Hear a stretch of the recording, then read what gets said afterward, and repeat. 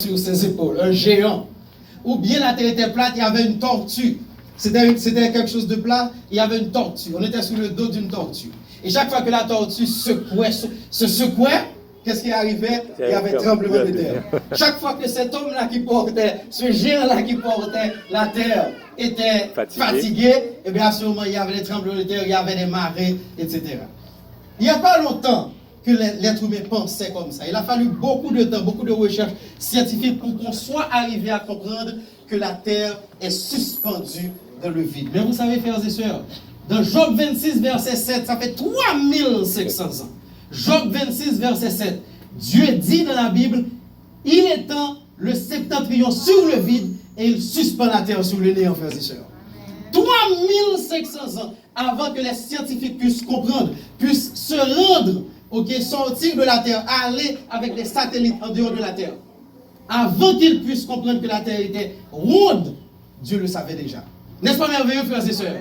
Si vous lisez la Bible, frères et sœurs, je vous garantis que vous allez trouver exactement tout ce dont vous avez besoin de la parole de Dieu. Donc Dieu étant, il dit qu'il suspend la terre sur les néants. En fait, quand ils vont dans le vide, quand les scientifiques, les astronautes se rendent dans le vide et qu'ils regardent la terre, ils voient simplement une boule. Il n'y a pas de main qui le tient, il n'y a rien qui le tient, il est simplement là, frères et sœurs. N'est-ce pas extraordinaire, frères et sœurs? Amen. Deuxième fait scientifique. Ça ne marche pas. Ça marche pas. Deuxième fait scientifique. Deuxième fait scientifique, il n'y a pas longtemps, moins de 300 ans, l'humanité, les scientifiques pensaient que le sang n'était pas important. À un point tel, justement, que ce qu'il disait, même George Washington, il était malade au moment de la durée, qu'est-ce qu'on a fait? On faisait des saignées. Les médecins faisaient... Ah, ok, ça va maintenant. Yeah. Pas de sang, pas de vie. Les médecins faisaient des saignées. Quelqu'un était malade, pour l'aider, on faisait des saignées. On prenait du sang. Quand George Washington, le premier président américain, était malade, les médecins, les meilleurs médecins du monde à l'époque, qui sont venus à son chevet, qu'est-ce qu'ils ont fait? Ils ont enlevé 3,5 litres de sang pour le soulager. Naturellement, une fois qu'on lui a enlevé 3,5 litres de sang, parce que le corps humain contient environ 5 à 5,5 litres. Une fois qu'ils ont enlevé 3,5 litres, il y a plus que la moitié du sang contenu dans le corps humain, George Washington en est mort immédiatement. Donc, mais Dieu, lui, il avait déjà dit dans la Bible, il y a des millénaires, pas de sang, pas de vie. Quand on lit Lévitique 11, verset 17, il y a 4000 ans, le Christ avait dit la vie de toute chair dans le sang. N'est-ce pas merveilleux, frères et sœurs? Il le savait déjà. L'être humain a pris des milliers d'années. Je vous parle de George Washington, là on est en 1776. Ça veut dire que ça fait moins de 300 ans, moins de 250 ans. La science, les médecins pensaient que le sang n'avait aucune importance. Aujourd'hui, quand vous allez voir un médecin et qu'il va vous demander un examen, quel est l'examen qu'il va de toute façon vous demander, frères et sœurs? Un examen du sang. Parce que dans le sang, il y a quasiment la majorité des pathologies que vous avez. Vous avez fait une crise cardiaque, il y a des marqueurs qui sont dans le sang. Vous avez des problèmes d'anémie, c'est dans le sang. Vous avez d'autres choses, c'est dans le sang. Le rein ne fonctionne pas, c'est dans le sang. Donc aujourd'hui, la science sait clairement l'importance du sang. Mais il y a 300 ans, la science ne le savait pas alors que le Seigneur lui-même avait déjà parlé de l'importance du sang. Fait numéro 3, la terre est ronde. Frères et sœurs, il y a en 1492, quand Christophe Colomb devait venir en Haïti, les gens croyaient que la terre était plate. Et que si on avançait suffisamment, à un moment de la vie, on allait tomber dans le vide. C'était ça la croyance. C'est ce que pensaient les scientifiques. 1492, ça fait seulement 500 ans. On ne savait pas que la terre était ronde. Aujourd'hui, dans Ésaïe 40, 700 ans avant Jésus-Christ, ça veut dire 2700 ans par rapport à l'année où nous sommes. La Bible nous dit déjà dans Ésaïe 40, verset 22, c'est lui qui est assis au-dessus du globe de la terre. Ça veut dire que Dieu avait déjà dit à l'être humain que la terre, elle est ronde et qu'elle est suspendue dans le vide. Mais nous, on ne le savait pas. Les scientifiques parlent, ils parlent. Jusqu'à aujourd'hui, ils parlent. Bravo, frères et sœurs. Aujourd'hui, ils nous disent à l'école, vous savez, nous venons des singes, il y a eu l'évolution, il y a eu le Big Bang, etc., etc., etc. Mais ne soyez pas étonnés si demain ils arrivent, ils vous disent, écoutez, on s'est trompé, le Big Bang c'était une erreur, c'était un mauvais calcul, parce que la seule personne qui ne se trompe pas, il s'appelle l'Éternel des armées, frères et sœurs. Amen. Lui, il ne se trompe jamais. Quatrième fait, des montagnes qui sont sous l'océan. Ça, c'est seulement des années 80, 1980, qu'on a pu connaître qu'il y a dans l'océan de grandes montagnes, beaucoup plus hautes que les montagnes que nous voyons sur la Terre. L'océan est immense et il y a beaucoup de montagnes sous l'océan. La science ne le savait pas, on ne pouvait pas deviner que sous l'eau, il y a toutes ces montagnes qui sont là. À un point tel, des fois ces montagnes rentrent en ébullition et on a à l'intérieur même de l'océan des volcans qui se forment. Mais vous savez, Dieu le savait déjà, il l'avait révélé. Quand nous allons justement dans... Ça ne marche plus. Quand nous allons... Ok, pour les montagnes, quand nous allons dans Jonas 2, verset 5-6, ça nous dit ceci. Jonas nous dit, le prophète Jonas nous dit, les eaux m'ont couvert jusqu'à m'ôter la vie, je suis descendu jusqu'aux racines des montagnes. Les montagnes qui sont sous l'océan, Dieu l'avait déjà révélé. Tu peux le faire toi-même?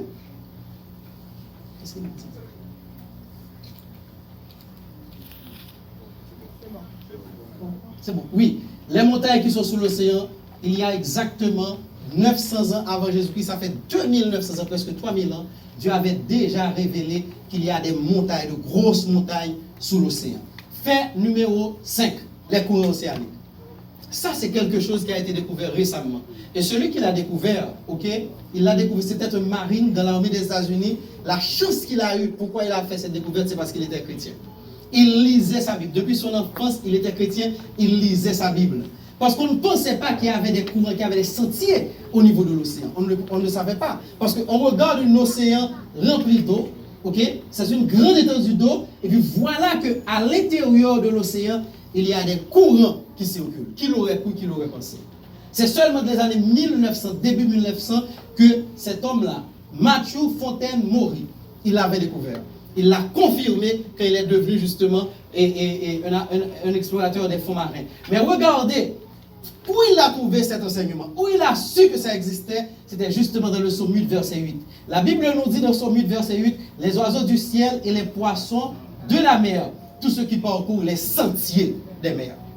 Dieu savait déjà qu'il avait mis des courants et des sentiers à l'intérieur de la mer. L'être humain ne le savait pas, jusqu'à 1900. Ensuite, si nous avançons, nous allons voir que Ésaïe lui-même l'avait déjà révélé. Quand Ésaïe nous dit dans Ésaïe 43, verset 16, « Ainsi parle l'Éternel qui fraya de la mer un chemin et dans les eaux puissantes un sentier. » Dieu n'est-il pas merveilleux, frères et sœurs? Il le fait et il le dit à l'humanité, il le dit à ses enfants, il le dit à ceux qui acceptent de lire la Bible. Fait numéro 6, les étoiles. Les étoiles sont innombrables. Mes amis, il n'y a pas longtemps, les scientifiques pensaient qu'il n'y avait que 1000 étoiles. Pas longtemps. Parce que l'œil humain ne pouvait voir que 1000 étoiles. Quand ils ont commencé à compter les étoiles, ils ont compté les uns après les autres, ils sont arrivés à la conclusion qu'il y avait 1000 étoiles. Alors que depuis Abraham, qu'est-ce que Dieu avait dit à Abraham? Comptez les étoiles. Les étoiles sont innombrables. Je vais vous donner des descendants qui sont semblables aux étoiles, des descendants innombrables. Pas vrai, frères et sœurs? Amen. Il aurait suffi de regarder de la Bible et la réponse aurait été là.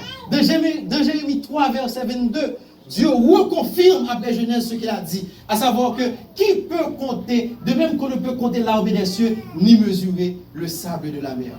Aujourd'hui, quand l'homme a créé le télescope Hubble, qu'ils sont allés justement dans l'espace et qu'ils ont contemplé, ils ont regardé l'univers, ils sont arrivés à la conclusion que ce que Dieu avait déjà dit, à savoir on ne peut pas compter les étoiles du ciel. Les étoiles du ciel, frères et sœurs, sont plus nombreux que le sable qui est sur le bord de la mer. Même si vous prenez chaque grain de sable dans la mer et que vous les comptez, la quantité que vous aurez est inférieure aux étoiles que se trouvent dans la galaxie. Dieu est extraordinaire, frères et sœurs. Amen. 7e fait, l'univers prendra fin. Moi, j'adore cette partie. Pourquoi? La raison pour laquelle j'adore, c'est parce qu'il y a un homme qui s'appelle Stephen Hawking. Stephen Hawking, qui a déjà entendu parler de Stephen Hawking? Hawking, c'est un savant anglais. Il est mort en 2018. Stephen Hawking, c'est celui qui a vulgariser les visions sur l'univers. Stephen Hawking, c'est un immense savant, un professeur qui a marqué le siècle. Il a écrit un livre célèbre qui s'appelle Une brève histoire du temps.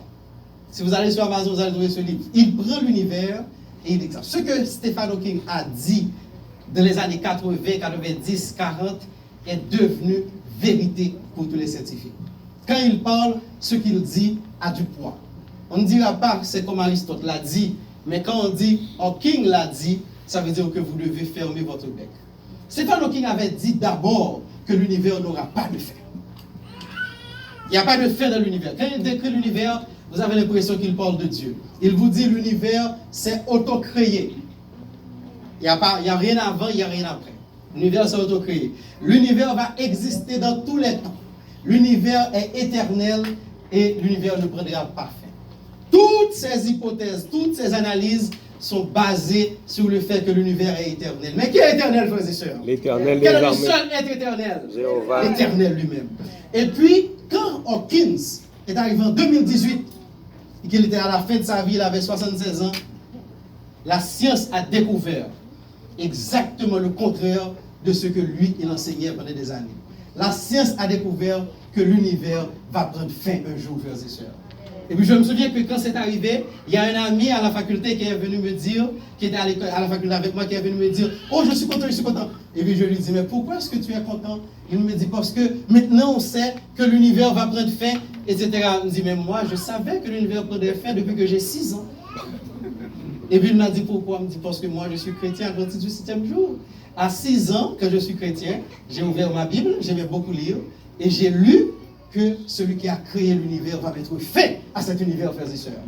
Donc je le savais. Il m'a dit, oui, mais la science. Je me dis, mais je m'en fous de Hawking.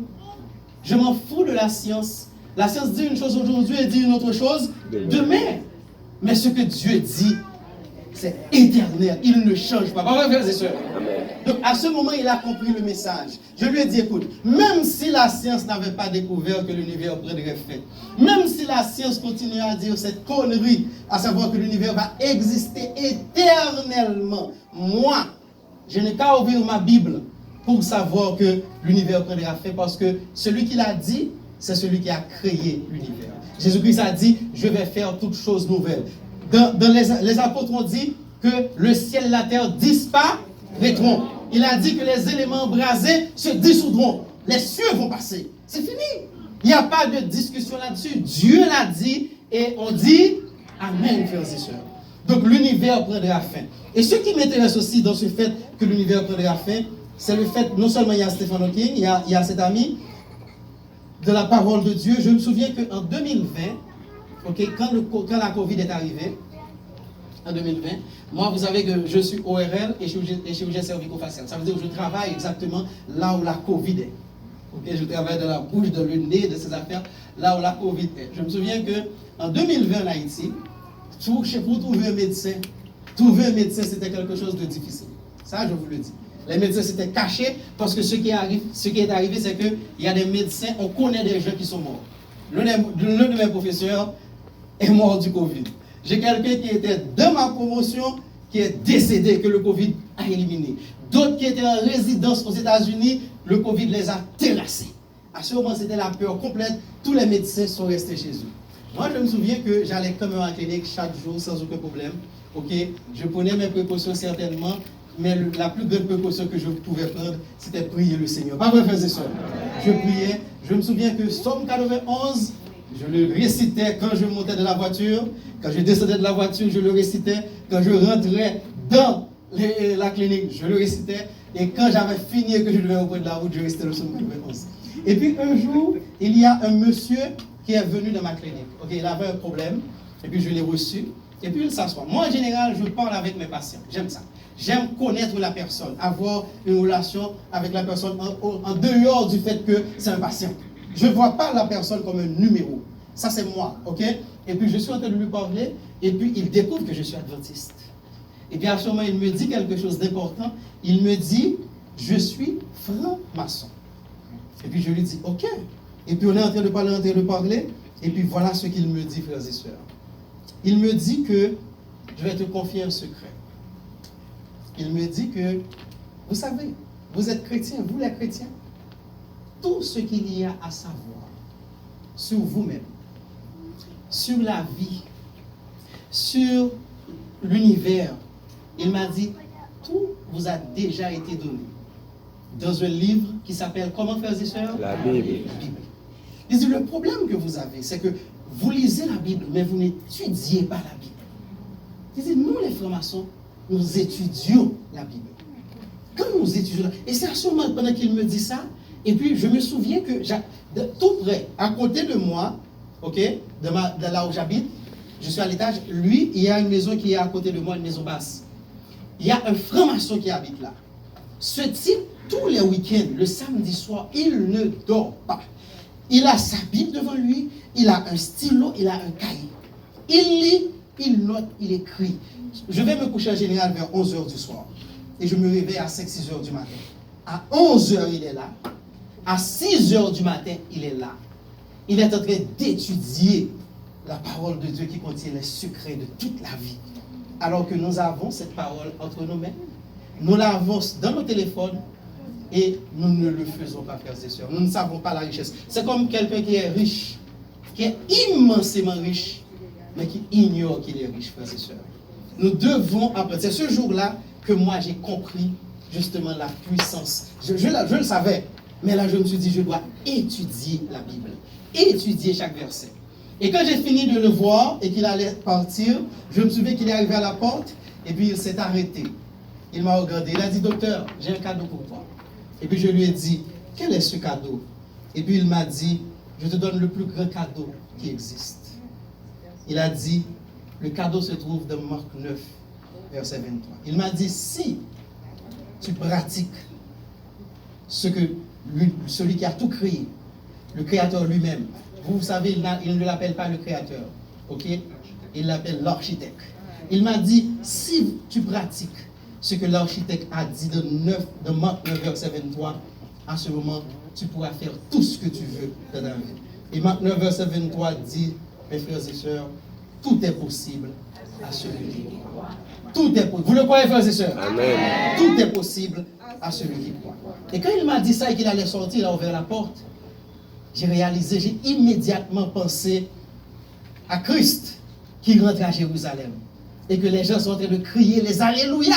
Et pendant que les gens crient les Alléluia, les gens ont mis leurs vêtements, ils ont mis leurs draps. Parce que le roi de l'univers est en train de rentrer à Jérusalem.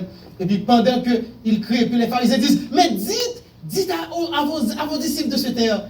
Et puis le Christ qui répond, s'ils se taisent, les pierres crient. J'ai rencontré cette pierre ce jour-là. J'ai eu le privilège de le rencontrer. Il ne s'est pas tué. Il m'a appris justement que la Bible, non seulement c'est la parole de Dieu, mais tous les secrets sont dans la Bible. Et j'ai un ami, Dr. Exantius, qui vient d'Haïti. Lui, il est protestant. Il me dit qu'il lit sa Bible. Le matin, quand il se lève, il médite. Il ne lit pas. Il prend chaque verset, il le médite. Et puis pendant toutes les affaires de kidnapping, etc., il arrive à son église, il prêche, et puis il explique que la puissance de Dieu, comment est-ce qu'un chrétien peut avoir peur? Et puis le pasteur prend le micro pour dire, frères et sœurs, pas occuper docteur, non? Ok? Fais attention, oui. Mais lui, il m'a dit, et c'est la vérité, il va opérer n'importe quelle heure. Il rentre, il sort, il ne change pas ses habitudes à cause d'insécurité, à cause de kidnapping. Parce qu'il m'a dit que la Bible, Dieu lui a dit dans la Bible qu'il lit, qu'il va le protéger. Pas vrai, frères et sœurs? Amen. Donc il ne change pas ses habitudes. Nous vivons dans un monde de confusion, mes amis. Un monde où on essaie de tuer la parole de Dieu. By the way, frères et sœurs, ce matin, avant de venir, le message a été préparé ce matin, avant de venir, je me suis dit, est-ce que l'intelligence artificielle connaît la parole de Dieu? Et puis je suis monté sur ChatGPT et puis j'ai demandé à ChatGPT, donnez-moi 12 faits scientifiques que la Bible a découvert avant la science. Et ChatGPT m'a donné 12 faits scientifiques. Et parmi les 12 faits, il y avait les 7 dont j'allais venir vous parler. Même l'intelligence artificielle sait que Dieu est merveilleux, frères et sœurs. Pas vrai? Amen. Nous devons comprendre que Dieu est merveilleux, frères et sœurs. Je voudrais que vous vous souveniez d'une chose importante, de deux choses importantes, alors que je vais me rasseoir. La première, c'est que nous n'avons pas à chercher Dieu c'est Dieu qui nous a cherché le premier, frères et sœurs. Pas vrai, frères et sœurs? La deuxième chose, c'est que non seulement Dieu nous a cherchés, mais avant de nous chercher, Dieu nous a aimés le premier, frères et sœurs. Et la troisième chose que je voulais que vous vous souveniez, c'est que nous n'avons pas à nous inquiéter parce que notre Dieu ne sommeille ni ne dort. Un ami m'a expliqué qu'il avait lu quelque chose. C'est un homme qui passait par des péripéties, par des difficultés, par des situations terribles. Ça arrive à tout être humain de passer par ce genre de situation. Des fois, vous ne voyez pas comment va l'avenir, vous ne voyez rien, vous êtes totalement coincé. Ça vous arrive, pas vrai, frères et sœurs, de vous sentir totalement coincé. Vous ne savez pas quoi faire. Il n'y a pas de solution, il n'y a pas de sortie. Des fois, quand ça arrive, vous priez, et vous n'avez pas de réponse. On dirait que Dieu s'est tué, frères et sœurs. Vous n'avez pas de réponse. Et puis il m'a dit que cet homme-là qui était fatigué, désespéré, découragé, ok, il est en train de marcher sur le sable. Il fait un rêve, il marche sur le sable. Et pendant qu'il marche sur le sable, et puis il voit qu'il y a 4 pieds. Et puis il demande dans le rêve, il demande, mais c'est qui est l'autre? Parce qu'il regarde les pas, il voit, c'est pas. Et puis il demande, mais c'est qui est l'autre? Et puis il entend une voix qui dit, c'est le Seigneur, c'est moi Jésus qui marche avec toi. Amen. Et puis il prend courage le lendemain. Et puis, mais la situation est là, il vous prend courage. Mais comme vous savez, comme nous êtres humains, nous prenons courage, nous fonctionnons nous-mêmes, c'est du feu par émail. Un jour, nous sommes excités, à blanc, nous arrivons à l'église, il y a un Dieu dans les cieux, pas vrai, frères et sœurs? Et puis un jour, nous arrivons, ok, et puis nous sommes en train de chanter, et puis on voit que c'est le désespoir et c'est la tristesse. Ça ne va pas, ok? Et puis, de la soirée, il était dans cette situation, et puis de la soirée, il va dormir. Et puis il fait le rêve à nouveau. Le même rêve. Mais cette fois-ci, il y a une différence. Il voit plus 2 pas sur le sable. Il voit un seul pas. Et quand il voit un seul pas, il dit au Seigneur, vraiment, définitivement, je le savais, tu m'as abandonné. Je suis seul. Et puis il entend la voix qui lui dit, non, c'est parce que je vois que tu souffres tellement que j'ai été mis sur mon dos. Les pas que tu vois dans le sable, ce sont les miens, frères et sœurs. Dieu est toujours là pour nous. Pas vrai, frères et sœurs? Il va toujours veiller sur nous. Il sera toujours avec nous. Mais nous ne devons jamais oublier d'aller puiser là où ça vaut la peine, c'est-à-dire de la Bible qui est la parole de Dieu. Croyez-vous que la Bible est la parole de Dieu, frères et sœurs? Amen. Je le crois. Parce qu'aucun être humain ne pourra avoir accès à la vie éternelle sans croire dans les paroles qui sont dans la Bible. Je vais vous laisser, mais je vais vous souhaiter quelque chose. Je souhaite qu'au matin de la résurrection, que le Fils de l'homme va revenir dans sa gloire, que nous aurons lu sa Bible, que nous aurons fait de sa Bible notre chevet, que nous aurons pratiqué les paroles inscrites de sa Bible et qu'il puisse nous dire, venez mes enfants, fidèles serviteurs, venez jouir sans fin les béatitudes sans fin. Que le Seigneur vous bénisse, frères et sœurs. Amen. Ok, allons-y. Il y a du temps. Moi, je suis sortie dans une famille. Viens. Pour confirmer mon message. Bonjour frères et sœurs. Bonjour. Je ne vais pas trop parler et puis je préfère vous donner l'évangile au dehors. Je raconte toujours combien Jésus est bon. Et pour confirmer le message du pasteur aussi, c'est que moi, dans ma famille, c'est une famille bizarre. Mais Dieu nous a pris toutes les jeunes de très longtemps. Quand les évangiles disent, moi je suis l'enfant de la promesse. Moi je ne suis pas l'enfant de la promesse. Je dis que Dieu m'a enlevé dans les trous profonds, sales, que je ne méritais pas, mais Dieu m'a sauvé. Amen. Et que plusieurs fois, je peux vous dire que le comportement aussi, on n'est pas des guerriers, ni on n'est pas des gens à faire des louanges. De l'évangile, m'ont poussé dehors. 4 fois, la dernière fois, je dirais que c'est Dieu lui-même qui allait me prendre. Et puis à chaque fois, j'ai prié Dieu. J'ai dit, comment ça? Sorti du monde de ci. Je demande ça. Une fois, le vieux homme m'a apparu, il m'a dit, ne t'ai-je pas donné une Bible? Je continue à demander. Je demandais. J'ai dit, l'Éternel, donne-moi un cœur nouveau. Regarde avec ce cœur. Toi, tu le connais, le cœur que tu m'as donné. Tu m'as dit ceci. Regarde la personne, je suis ton enfant. Et tu me connais, mes œuvres. Et puis après, tu as dit, tiens ta Bible. Tu trouveras tout ce que tu veux. dans cette Bible.